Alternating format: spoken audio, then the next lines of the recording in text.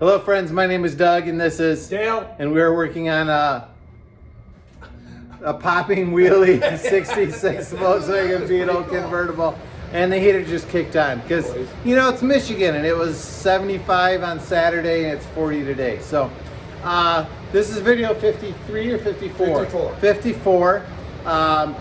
We are heading into the final stages of body work, and so is hodgepodge. This is video 54 is hodgepodge. So welcome along the journey of the little list of things that need to be done yet. Thanks for following along.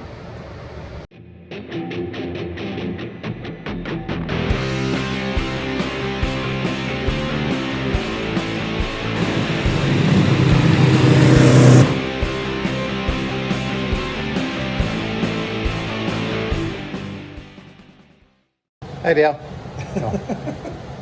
Hi. All right, so Dale's working on the shift rod hanger. Is that what it is? Is that what it's called? Yeah. So this guy is supposed to be underneath there. Why don't you show me? Yeah, so this is supposed to be welded. You can see a little bit the welds that were there. And then the whole shift rod, the shifter mechanism all goes in there, and yeah. Basically, you can get at it and hold it because they cut a hole in the tube. They did cut a hole. That's not supposed to be there. We want to heal that up, which means this piece needs to be welded back in. So I'm going to bolt it on, drill holes, Doug will weld it, and now that's hanging there. And then we can close that up eventually. So we think they possibly got this, cut this open, and that open. Possibly to work on that, but also possibly for running a new fuel line. So we are going to, oh, you can see the fuel line in there. That's supposed to be clamped several spots. So okay, so we have a new one on order from Wolfsburg's West, and we're gonna fix the shifter out of hanger first, and then run the fuel line once it comes, and then we will make those holes go away. All right, I'm over working on the nuts on the bottom of the heater channel. So while Dale's over working on the shift rod bracket, I'm working on the bottom of the heater channel. So some of our mounting bolts for the body pan have threaded nuts in them. We did need to clearance a little bit around here to make sure that the bolt could access the threaded nut. We also have some that have no nut in them whatsoever.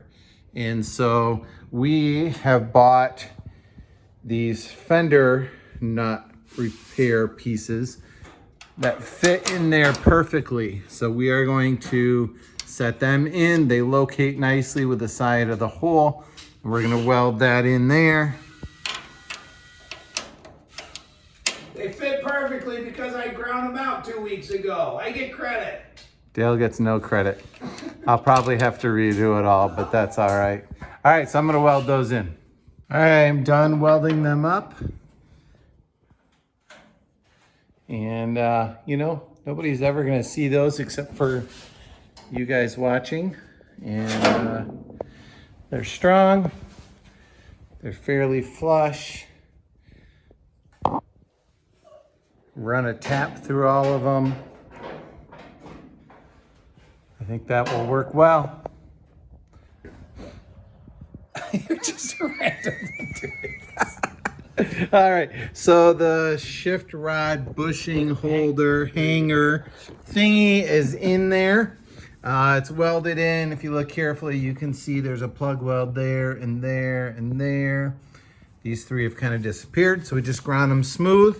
And now we've got the shift rod, and Dale has the shift rod bushing. Tell us what you got. All right, so this is kind of a classic problem area. Of course, we have this access hole that we didn't cut, but we're gonna take advantage of.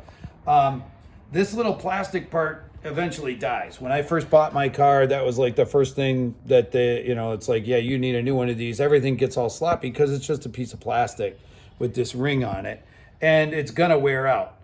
I'm willing to bet $40 that this Washburn Delrin, you said it was? Delrin. Delrin plastic, they say it'll last forever. And I like forever. So I don't want to ever have to do this again. We'll weld up the tunnel and I won't worry about it. So I've got to put this into the hole here. And you may want to look at it from above.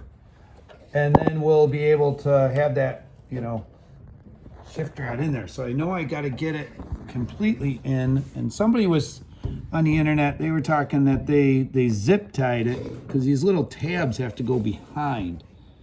I don't know. So you want to compress it, yeah. goes through the collar, and then it expands again? Correct. It's definitely No, it's as far as it can go. Oh yeah? Yeah, you're up to the collar. So Yeah. Is it straight up and down? No, it's not straight it's up not and down. straight up and down. It should be. It should like fit in the whole thing. All right, so usually people have to do all of this from the inside. They that's can't nice. see I see everything. you. So yeah, so I'll take advantage If you could do it without your hands, that'd be easier for us to see. without my hands. Well, I'm gonna need my hands, but I'll try and keep them out of the way. You're doing a great job. Oh, that's a good sign. That might have been it. Kind of want it straight up and down, but maybe that's I just think me your being- your bracket might be slightly bent. We could bend it back. It's at a little bit of an angle. Sure. Who knows? Okay, I think now. Last time it ain't pulling out. Okay. Okay. All right. Yeah, So yeah.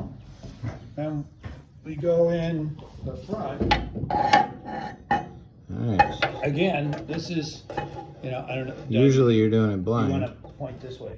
Oh. So again, with the pan off, this is really nice. I can just go right through the frame head here. Usually people have a whole car in their way. Yeah. So this is definitely the time to do it and to do a repair that's a forever.